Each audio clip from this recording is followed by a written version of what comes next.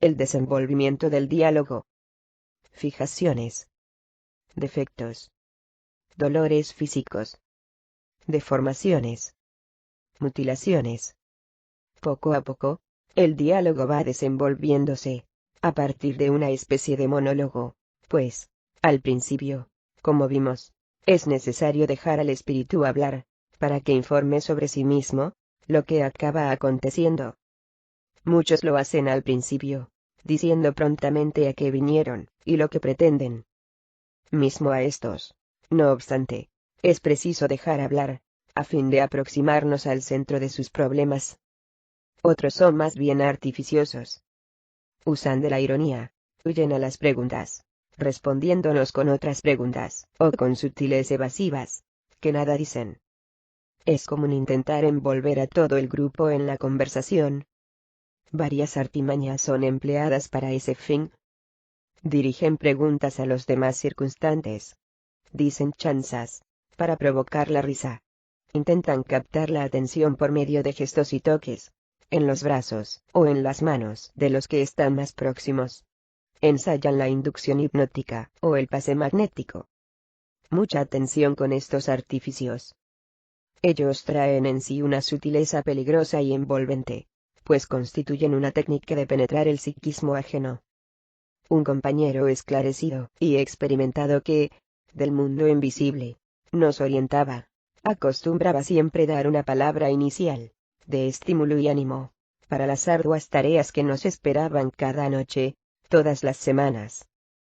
Él tenía el hábito de hacer un saludo general, y después dirigirse a cada uno de nosotros en particular, con una palabra más personal, afectuosa y cordial. Su objetivo no era el de distinguir a este o aquel, ni de dar consejos individuales sobre nuestros problemas humanos. Era apenas el de establecer, entre nosotros y él, un vínculo positivo, que nos predisponga al trabajo en equipo, y ciertamente contribuía para que nos mantuviésemos, todos, en buena faja de equilibrio y concentración. Sus palabras sencillas, a cada uno de nosotros, creaban, pues, este eslabón, necesario al trabajo. En este caso, la técnica era obviamente utilizada para el bien, mas, sin duda alguna, los espíritus desarmonizados también la conocen y procuran emplearla, con finalidades muy diversas. Si un compañero invigilante responde, mismo con una simple sonrisa, los resultados pueden tornarse desastrosos. Tuvimos de eso un ejemplo, cierta vez, cuando alguien, en nuestro grupo, halló gracia en un comentario del manifestante. El espíritu comenzó a dirigirse a él, olvidando aparentemente la presencia del esclarecedor y sus palabras, pues esto hace parte de la técnica. Como el compañero correspondió a su abordaje, el espíritu se sintió a la voluntad para proseguir y fue muy franco y espontáneo al manifestar su satisfacción, por ver que encontraba apoyo en uno de los componentes del grupo, aunque supiésemos perfectamente que éste no lo estaba apoyando, mas ciertamente lo estaba favoreciendo involuntariamente.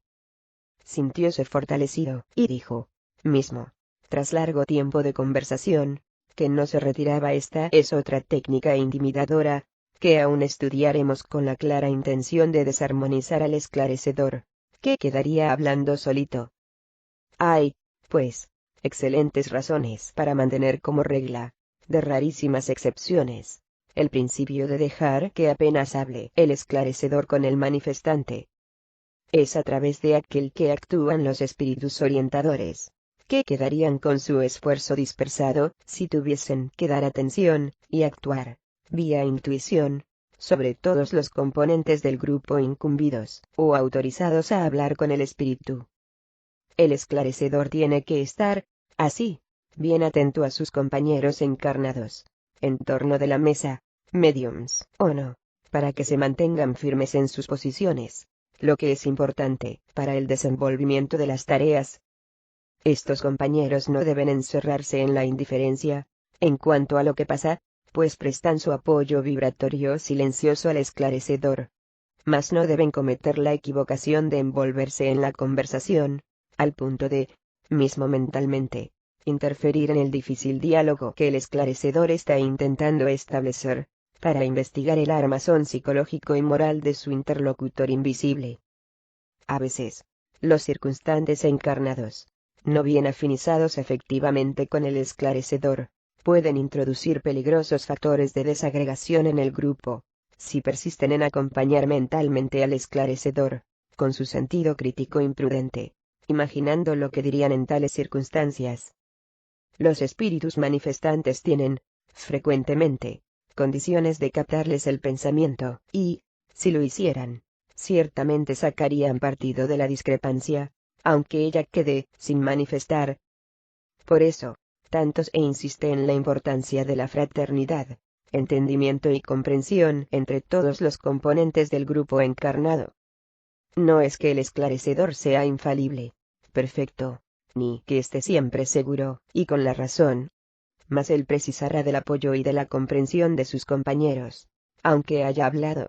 Y, con frecuencia, él mismo habla, porque el terreno en que pisamos, en el trato con esos hermanos desarbolados, es difícil, imprevisible y traicionero. De esa forma, alguien que no pueda concordar con los métodos empleados por el esclarecedor, al punto de tornarse críticamente negativo, debe apartarse del grupo. Es posible, claro, que él esté cierto, y el esclarecedor errado. Mas es mejor excluirse, que permanecer en el grupo como un punto de dificultad oculto, que mina el trabajo. Si no puede ayudar, que por lo menos, no acarree mayores dificultades.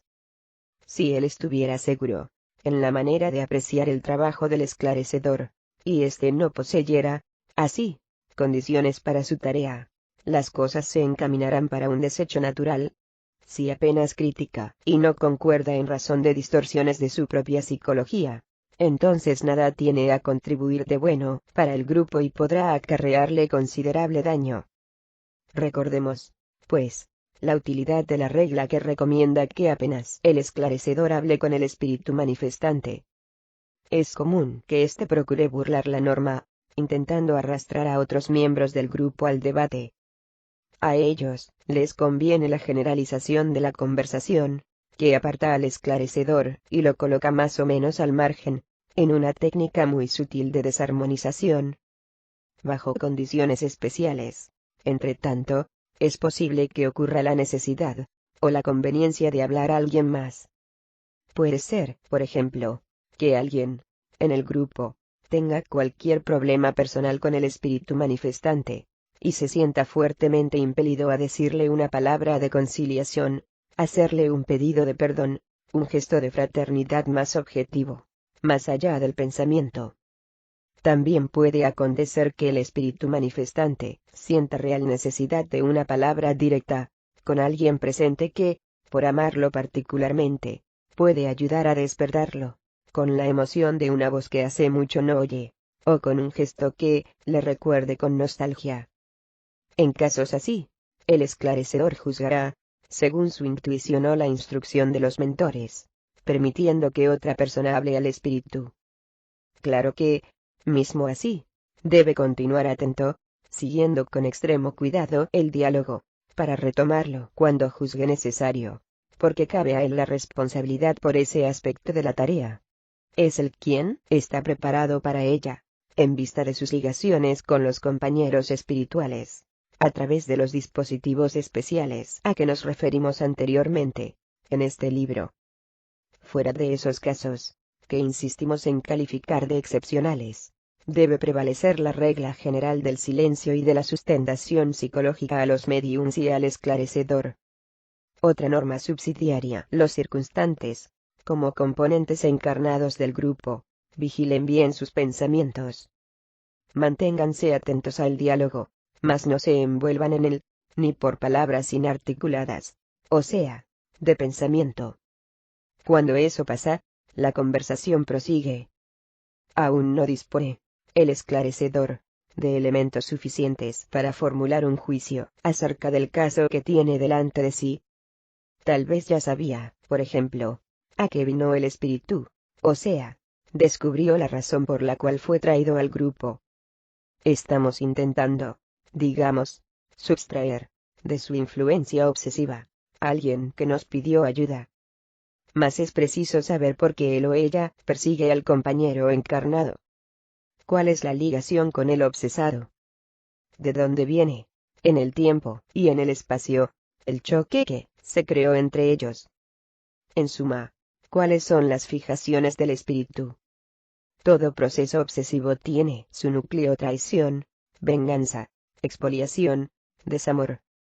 Es, casi siempre, un caso personal, de connotaciones esencialmente humanas, con problemas suscitados en el relacionamiento. Difícilmente un espíritu obsesa a otro apenas, porque no concuerda con él en cuestiones filosóficas o religiosas, aunque esto también sea posible, en casos extremos de fanatismo apasionado. Dejémosle hablar, mas no todo cuanto quiera, sino quedará andando en círculo, a vuelta de su idea central. En este caso, continuará repitiendo incesantemente la misma cantinela trágica: la venganza, el odio, la imposibilidad del perdón, el deseo de hacer a la víctima arrastrarse por el suelo, como un loco desvergonzado, y cosas semejantes. El esclarecedor precisa tener bastante habilidad para cambiar el rumbo de su pensamiento. Tendrá que hacerlo, no obstante, con mucha sutileza, arriesgando, aquí y allí, una pregunta más personal, hablándole de un pasaje evangélico, que se aplique particularmente a su caso, y siempre habrá uno o más, que se adapten perfectamente a las circunstancias. Déjelo hablar, con todo. Si grita, y se enfurece, procure apaciguarlo. No se olvide de que, por más cerrado que esté, en su odio irracional, él está convencido de sus derechos, y, hasta mismo, de la cobertura divina. Muchos son los que invocan los dispositivos de la ley mayor, para ejercer sus venganzas y persecuciones. Más allá de eso dicen si pueden hacer aquello, es que Dios lo permite. Él no tiene poderes para hacer cesar todo. Porque no ejerce tales poderes.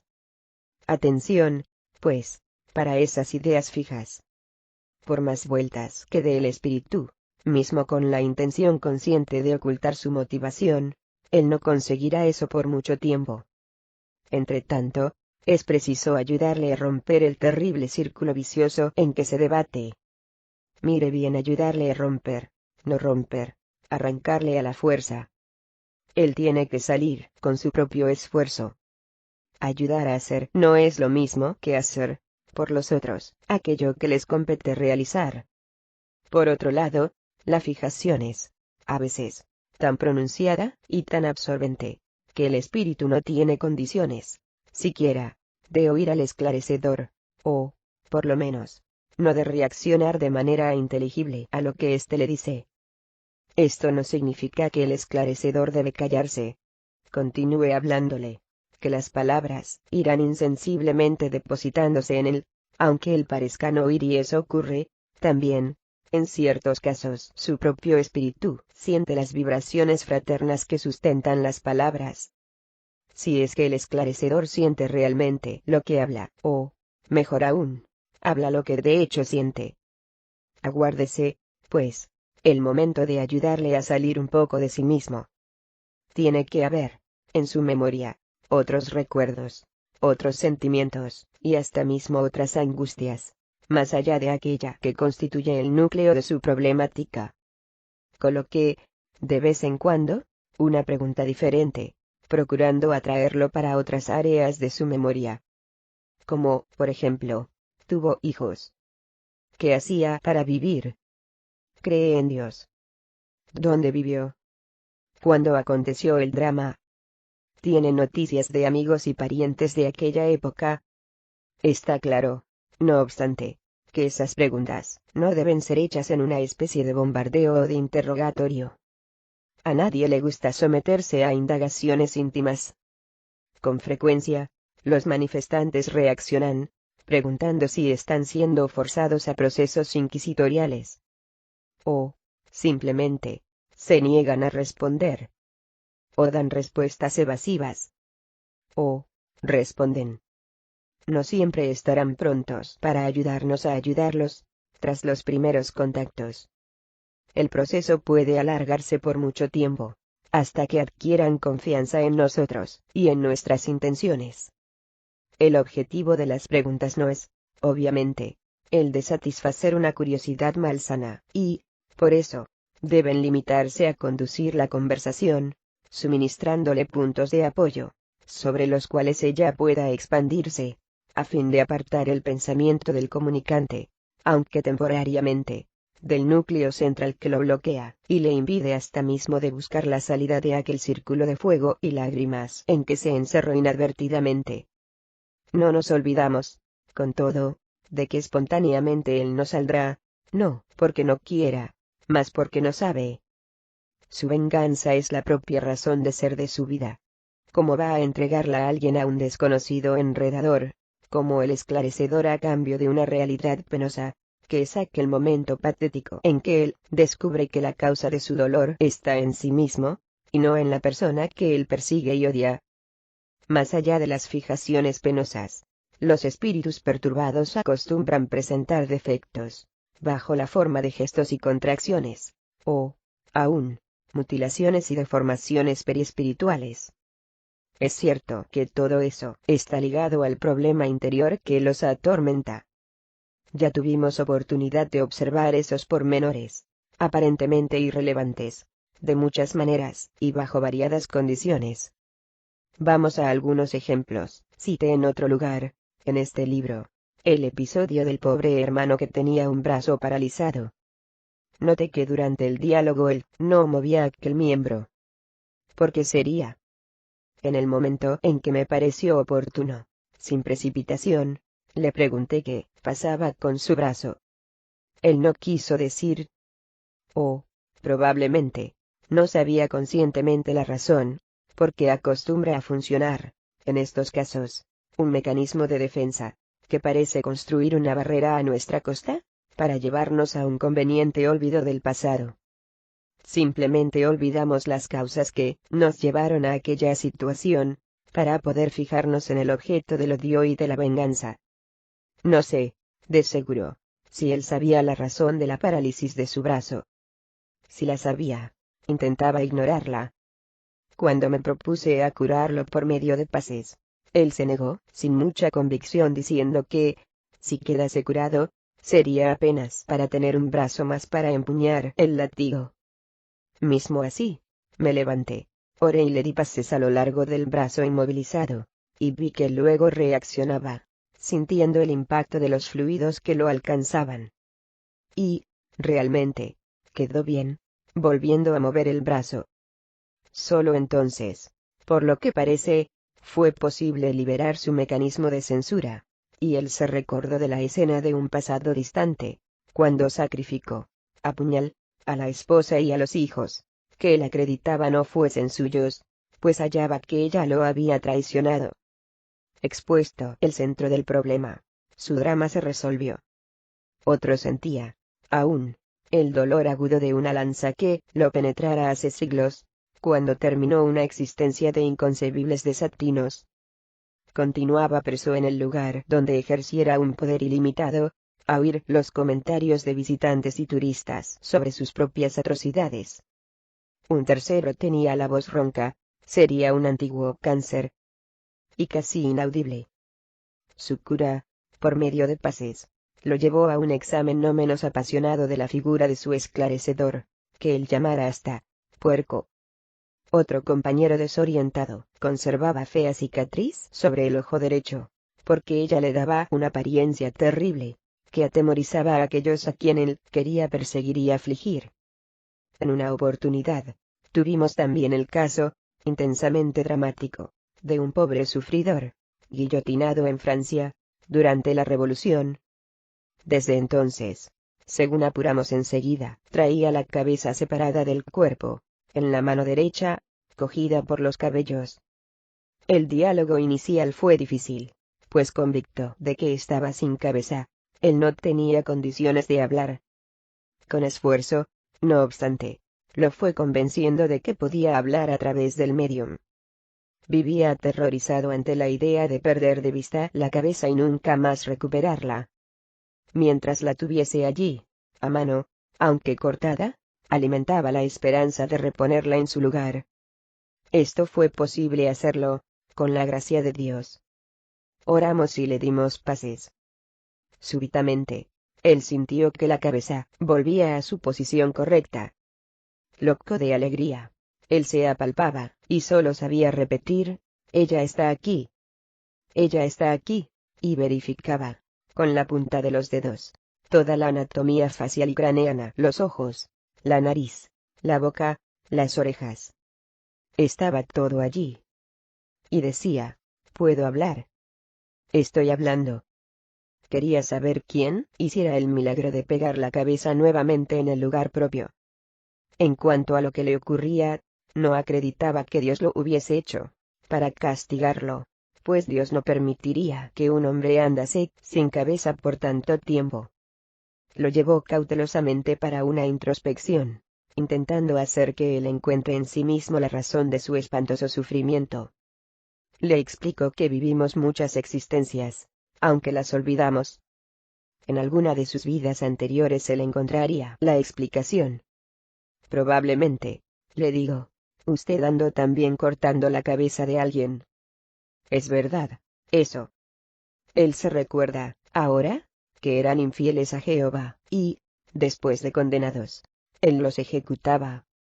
Vio hasta la hilera de espera. Casos más serios de deformaciones espirituales exigen el concurso de médiums especiales, no apenas para recibirlos, por incorporación, como, también, para ayudar en la recomposición de la forma física, para lo que es necesario disponer de algún ectoplasma, más allá de los pases habituales. Mismo para el compañero a que hace poco nos referimos, de cabeza cortada, el concurso de un medium de efectos físicos fue decisivo. Mientras le dábamos pases, él parecía absorber los fluidos ávidamente, procurando impregnarse de ellos, con movimientos aflictivos de las manos. En otros casos de deformaciones periespirituales y zoantropía, el medium expelió realmente gran cantidad de ectoplasma por la boca, lo que se percibió, incluso, sin la evidencia, por los movimientos irreprimibles que hacía, como si estuviese vomitando en seco. Aún hablaremos sobre la ectoplasmia en los grupos mediúmnicos, porque tiene otras aplicaciones, además de la que hace poco mencionamos, de ayudar a reconstruir lesiones periespirituales y recomponer seres reducidos a formaciones animalizadas. Mas el diálogo prosigue. Supongamos ya haber sido posible identificar el núcleo principal del problema. Ya descubrimos las razones fundamentales de su drama. No obstante, mucho falta aún para disolver y dispersar aquel núcleo doloroso. Mismo con todo eso presente en su conciencia, él aún insiste en racionalizar a su manera el cuadro que se le presenta. Continúa sometiéndolo a su propio juicio y a invocar su derecho a la cobranza. Ya discutimos algunos aspectos teóricos de esta cuestión. Teóricamente, sí, él puede cobrar. No es que tenga un derecho asegurado en los códigos divinos, porque la idea de derecho implicaría, tal vez, la de impunidad. No sé si los juristas que me leen concuerdan con esto, mas parece que no podemos ser punidos por ejercer una acción que nos asegura el derecho. Está claro que no hablo aquí en el derecho humano, imperfecta imitación de los conceptos superiores del derecho cósmico, del cual conocemos las primeras letras. Creo que, si Dios me asegurase el derecho de cobrar, impunemente, por la venganza, una falta cometida contra mí, su ley no habría sido mucho mejor que la nuestra. No obstante, tanto en una, como en otra, existe la idea básica de la reparación. La sociedad humana intenta la reparación por los caminos de la punición, la divina, por la regeneración. El criminal terreno debe pagar por lo que hace, independientemente de lo que acontece con aquel a quien él perjudicó. La ley humana no toma conocimiento de la sobrevivencia del espíritu. La ley divina pide del ser, a través de la propia conciencia, que él se recomponga delante de su víctima. Ante la ley humana, la prisión o la indemnización redimen al criminal. La ley divina va adelante y le pide la reconciliación, aunque, frente a los códigos terrenos, él esté libre de deudas. Por otro lado, la ley humana no lleva en cuenta el hecho de que el hombre sufre justamente aquello que está en sus compromisos kármicos, respondiendo por desatinos cometidos. Y si no colocamos un punto final en esa espiral de horrores, ella continuará a abrirse para abajo y para el futuro, cada vez más dolorosa y amplia. De esa forma, no habría derecho pagado y ciertos de cobrar, nosotros mismos, las faltas cometidas contra nosotros, pues qué derecho es ese, que reabre el ciclo de la culpa y nos obliga a pagar aquello que consideramos simple reparación. Mas, ¿cómo explicar todo eso, de forma convincente, al espíritu tumultuado por la pasión de la venganza? ¿Cómo le mostraremos la falacia de su filosofía de la reparación? En muchos casos, él ya está convencido de esa realidad, o sea, la de que, ejerciendo la venganza por sus propias manos, él se inscribe nuevamente como culpado, en el tribunal invisible de su propia conciencia. No importa. Él quiere cobrar, a sí mismo. Cuando llega la hora del dolor, él luchará con sus responsabilidades, y las sufrirá, dice él, con placer, porque por lo menos habrá saciado su rencor. No sabe él, con todo, que el rencor no se satisface nunca, mucho menos por los caminos del sufrimiento ajeno. Por más absurda que parezca la tesis al vengador, su odio solamente se estanca, y solamente lo libera de su propio dolor, por el perdón. Sacudido por la tormenta de sus pasiones, él no percibe que también sufre, y que continúa retenido, indefinidamente, en el proceso que él mismo creó. Si conseguimos despertarlo para esas verdades, estaremos comenzando a ayudarlo. No siempre le adelanta un bello sermón moral, sobre las virtudes teológicas del perdón. Él no se mostrará sensible al llamamiento, en mientras no se convenza de que eso es una realidad irresistible, que le interesa personalmente. A veces, basta una pregunta bien colocada, en el momento oportuno. Haya él, por ejemplo, que, con un siglo o dos más de rencor, va a conseguir lo que no consiguió en 2 o 3. Pretende continuar preso a la vara hunda de la aflicción. ¿Por cuánto tiempo? No está cansado. No desea experimentar al menos un poco de paz. Pare y reflexione, medite, procure encarar el proceso, con objetividad y sangre fría, como si estuviese apreciando un caso, no su caso.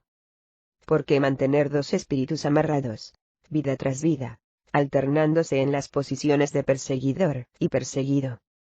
Más allá de eso, la víctima a veces se le escapa irrevocablemente de las manos, por el propio sufrimiento que le es infligido, por el despertar de su espíritu, por el esfuerzo que hace en ajustarse delante de las leyes divinas. Y entonces el perseguidor no tendrá más cómo alcanzarlo. Podrá aún insistir en perseguirlo indirectamente, a través de seres que le son queridos, mas esto es una venganza frustrada, y lo satisface aún menos que la otra. A lo largo del tiempo él quedará hablando solito, en la alienación de su venganza sin objeto. Un día despertará, al final, para retomar su caminata. ¿Y por qué esperar tantos desengaños, si ese día puede ser hoy, ahora?